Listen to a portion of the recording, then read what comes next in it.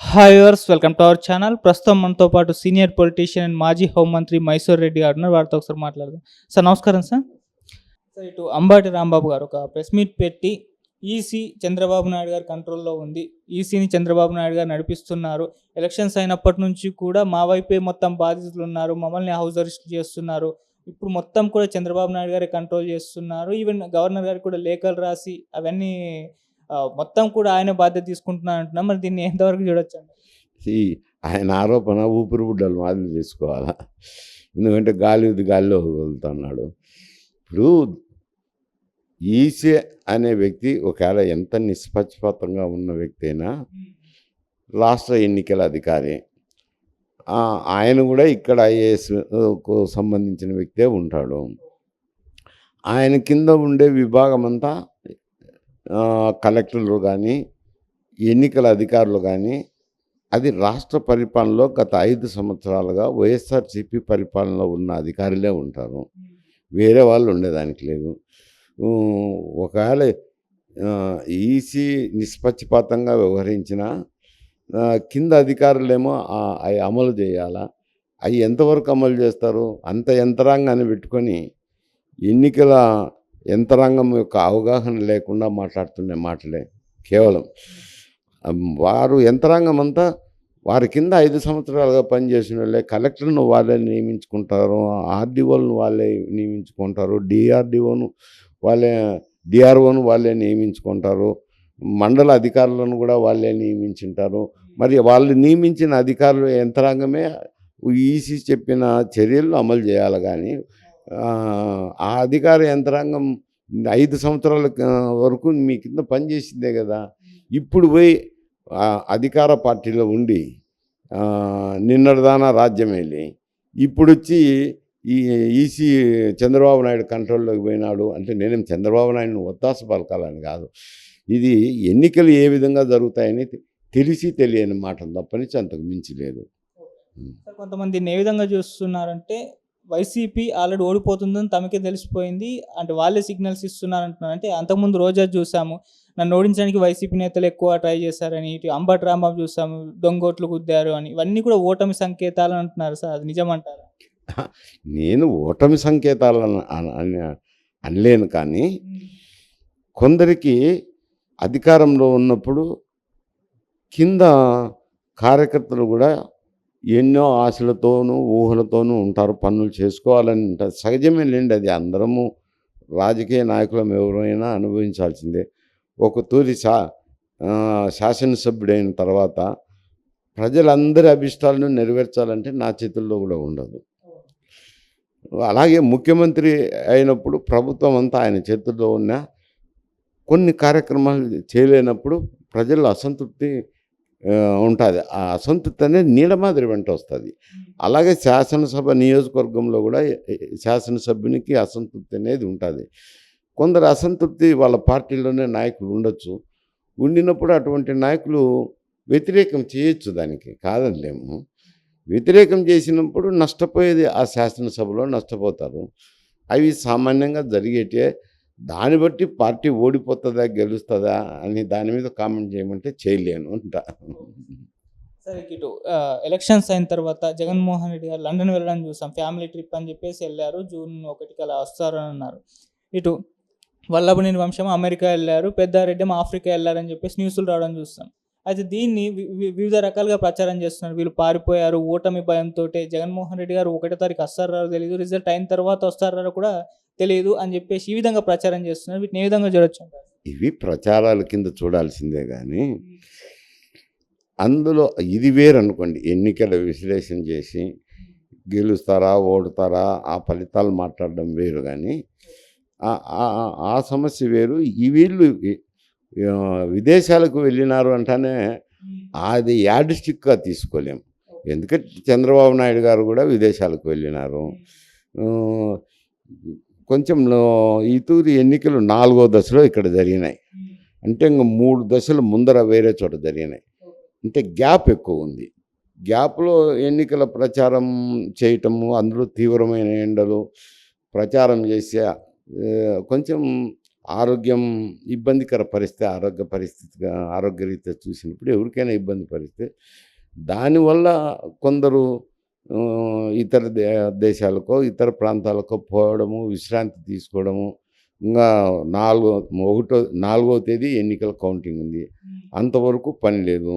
ఎన్నికలేమో 17వ తేదీ అయిపోయినాయి. అంటే గ్యాప్ 20 రోజులు ఉంది.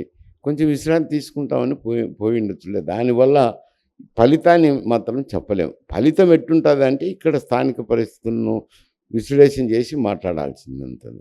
కేవలం విదేశాలకో ఈ ఇతర చోట్లకో రెస్ట్ తీసుకొని వెళ్ళినారని చెప్పి మాట్లాడడంలో అర్థం లేదు, అర్ధరహితమైంది అది. బట్ ఇక్కడ విశ్లేషణ చేసినప్పుడు ఆ ఫలితాలు వేరుగా ఉన్నాయి. ఎందుకంటే కొంచెం ఫలితాలన్నీ చూసినప్పుడు కానీ, ఓటింగ్ సరళిని చూసినప్పుడు కానీ, ఇతరులతో మాట్లాడినప్పుడు కానీ, ఇతర ప్రచార నాయకులను విచారించినప్పుడు కానీ కొంచెం వైసీపీకి ప్రతికూల వాతావరణమే ఉంది. ప్రభుత్వానికి ప్రతికూల వాతావరణం ఉండదు. అది వేరు, ఆ అంచనాలు వేరు. ఇదే వాళ్ళ ఇతర విహారయాత్రలకు పోతే కనుక విహారయాత్రలు పోయినారని ఓడిపోయినారని చెప్పడం అది ఆశాస్పదంగా ఉంటుంది. సార్ ఇక్కడ ఎలక్షన్స్ తర్వాత మనం చూసాం కొన్ని ప్రాంతాల్లో హింసాత్మక చర్యలు, అల్లర్లు ఇవన్నీ కూడా జరిగాయి. ఆ తర్వాత ఈసీ కాస్త దృష్టి పెట్టి సెక్యూరిటీ కూడా పెంచడం చూసాం. అయితే ఇప్పుడు పిఠాపురం, కాకినాడ ఇటువంటి ప్రదేశాల్లో ఎక్కువగా హింసాత్మక చర్యలు కౌంటింగ్ రోజున, అంతకుముందు తర్వాత అని చెప్పేసి ఎక్కువ జరుగుతాయని చెప్పేసి ఇంటెలిజెన్స్ ఒక నివేదిక కూడా ఇచ్చింది. దాని దృష్ట్యా ఈ టపాసులు పేల్చడము, ఈ ర్యాలీలు నిర్వహించడం, ఎలక్షన్ కౌంటింగ్ రోజున దీన్ని ఆపేశారు. మరి దీన్ని ఏ విధంగా చూడొచ్చు? మరి కౌంటింగ్ రోజున పరిస్థితి ఏ విధంగా ఉంటుందంటారు సార్? ఈ గొడవల గురించి మీరు ఏం చెప్తారు? అంటే ఇప్పుడు ఎక్కడైనా, ఎప్పుడైనా, ఏ ఎన్నికల్లో అయినా కానీ ఎక్కడో ఒక చోట ఈ సంఘటనలు జరుగుతూనే ఉంటాయి. అది ఎన్నికల సమయంలోనే ఓటింగ్ దగ్గర దొంగ ఓట్లను, ఆ ఓట్లను ఏజెంట్లు కొట్టాడము, ఏజెంట్ కొట్టాడిన తర్వాత బయట కొంత గలబా జరగడము, ఇరు వర్గాలు రాళ్ళు విసురుకోవడం, ఇవన్నీ జరిగే సంఘటనలు కొత్త ఏం కాదు. ఈ మారు ఏమైందంటే ఎన్నికలు అయిపోయిన తర్వాత జరిగినాయి సంఘటనలు. ఎన్నిక అయిపోయిన తర్వాత ఇంక ఎవరింటికి వాళ్ళు వెళ్ళిపోతారు కదా. తర్వాత రాళ్ళు విసురుకునేది తాడిపత్రి అయితేనేమి, ఇక్కడైతేనేమి, ఇది పినెల్లి, చాలా 4-5 చోట్ల జరిగినాయి. కాబట్టి ఎన్నికలు అయిపోయిన తర్వాత జరగడం అంటే అది సీరియస్ మ్యాటరే. అందుకు ఎన్నికల కమిషన్ కూడా సీరియస్ అయింది. ఇది మీ పోలీసుల యంత్రాంగం వైఫల్యమే, మీరు ఎందుకు జాగ్రత్త చర్యలు తీసుకోలేదు అని వాళ్ళను హెచ్చరించడమే, డీజీని, సిఎస్ను హెచ్చరించడం అయితేనేమి, కొందరు ఐపీఎస్ ఆఫీసర్లను సస్పెండ్ చేయడం అయితేనేమి, కలెక్టర్లను బదిలీ చేయడం అయితేనేమి, ఇవన్నీ జరిగినాయి. ఎందుకు అంత సీరియస్గా తీసుకున్నారు అని అంటే పోలింగ్ అయిపోయిన తర్వాత జరిగినాయి కాబట్టి అంత సీరియస్గా జరిగినాయి. పోలింగ్ జరుగుతున్నప్పుడైతే అనుకోండి దాంట్లో. ఇప్పుడు ఒక 10-15 రోజులు ప్రశాంత వాతావరణం నెలకొనుంది రాష్ట్రంలో. రేపు కౌంటింగ్ జరుగుతుంది. కౌంటింగ్ జరిగిన తర్వాత ఈ ఎన్నికలలో గెలిచిన అభ్యర్థి ఊరేగింపులు ఈ సహజంగా జరిగేటి. ఊరేగింపులు జరిగినప్పుడు గెలిచిన వారు ఓడిన వారిని హెకిల్ చేయడమో ఏదో ఒకటి ఎక్కడో చోట చేస్తుంటారండి. ఎందుకంటే డ్రింకు తాగుతారు, కిందున్న జనం అందరూ ఆడ ఊరేగుతున్న నాయకుల కంట్రోల్లో ఉండరు. ఎవరో ఒకరు ప్రత్యర్థి కనపడినప్పుడు అతను ఏదో ఒక మాటలు మాట్లాడడము, దాని మీద జరగడం సహజమే. అవి పోలీసు యంత్రాంగం కొంచెం జాగ్రత్తగా ఉండి చర్యలు తీసుకుంటే నివారించవచ్చు. దానికి ముందస్తులో భాగంగానే ఈ ర్యాలీలు ఈ జరిగేటివన్నీ కూడా ర్యాలీల్లో జరుగుతుంటాయి. ఎందుకంటే గెలిచిన ఉత్సాహంలో ఎక్కువ మద్యం సేవించిన వారిలో కంట్రోల్ లేకపోయి ఎవరినో ఒకరిని ఎక్కిల్ చేయడంతో ఓడిపోయిన పార్టీకి చెందిన వారు ఏదో ఒకటి చేయటము, గలాట జరగటము ఇవి జరుగుతుంటాయి. కాబట్టి అటువంటి జరగకుండా ఉండాలంటే ఈ ర్యాలీలు నిషేధించాలా. ర్యాలీలతో పాటు ఈ టపాసులు, ఇప్పుడు ఏమవుతుందంటే ఈ టపాసుల వల్ల కొంచెం సమస్యలు వస్తున్నాయి. ఇప్పుడే ఉదయము ఏదో ఎన్నికలు ఎట్లా జరిగినాయని ఏదో నలుగురు రాజకీయ నాయకులు కలిసినప్పుడు మాట్లాడుతుంటాం కదా. వారి ప్రాంతంలో ఏం పెద్ద 2 వర్గాలు ఉండేదేం పరిస్థితి లేదు. ఒక వర్గమే ఉంటుంది, రెండో వర్గం కూడా ఉండదు. ఏదో ఆ పార్టీ నాయకులు ప్రచారానికి వచ్చినారంట గ్రామానికి. వచ్చినప్పుడు ప్రచారానికి వచ్చినప్పుడు ఇంగా ఇవన్నీ కార్యక్రమాలు ఉండేదే కదా! గ్రామంలో ఊరేగించడము, వాళ్ళ అభ్యర్థులు ఏదో ప్రజలకు నమస్కరించడం ఇటువంటివి జరుగుతాయి. ముందు ఏదో తప్పెట్లు, మేళాలు వెళ్తూనే ఉంటాయి. ఈ పటాకులు కాల్చేవాళ్ళు కాలుస్తుంటారు. పటాకులు కాల్స్తే ఒక పటాకి పోయి కొట్ట మీద పడి కాలిందంట. కాలి 20,000 చెల్లించుకోవాల్సింది వచ్చింది మూల్యము నష్టపరిహారంగా.